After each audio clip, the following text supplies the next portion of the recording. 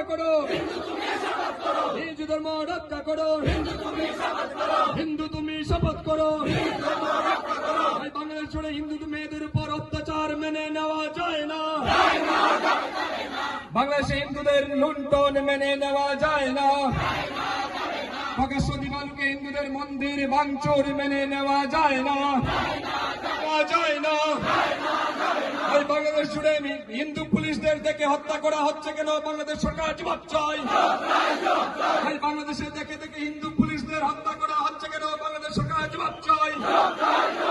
এই বাংলাদেশে বলে ঐক্য চাই, বিভেদ বলে ঐক্য চাই, বিভেদ বলে ঐক্য চাই, বিভেদ বলে ঐক্য চাই।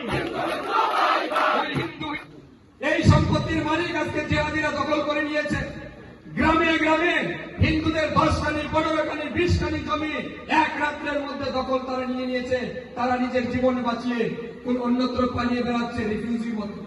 আপনি এখান থেকে বাড়ি যাবেন, সুন্দর বিছানায় ঘুমাবেন, রাত্রে ভালো মন্দ খাবেন, পরের দিন সুন্দরভাবে নিজের জীবন যাপন করবেন।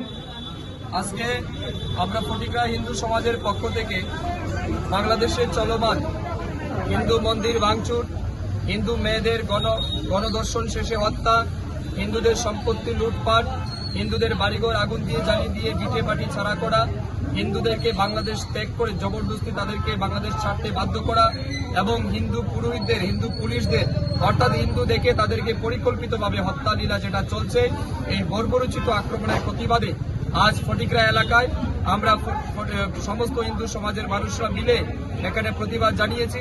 আমিও একজন হিন্দু হিসাবে এই প্রতিবাদ মিছিলে সামিল হয়েছি এবং আমরা বাংলাদেশের এই ন্যাক্কারজনক ঘটনার তীব্র নিন্দা জানাচ্ছি, প্রতিবাদ জানিয়েছি এবং আমরা বাংলাদেশ সরকার এবং অবশ্যই আমাদের ভারত সরকারের কাছে আবেদন রাখব, অবিলম্বে বাংলাদেশে হিন্দুদের তাদের সুরক্ষা দিতে হবে, বাংলাদেশে হিন্দুদের সম্পত্তি এবং জানমালের সুরক্ষা দিতে হবে এবং বাংলাদেশের হিন্দু মেয়েদের তাদের জীবনের সুরক্ষা দিতে হবে। এটা আমরা আজকের এই প্রতিবাদ মিছিল থেকে তাদের কাছে দাবি রাখছি।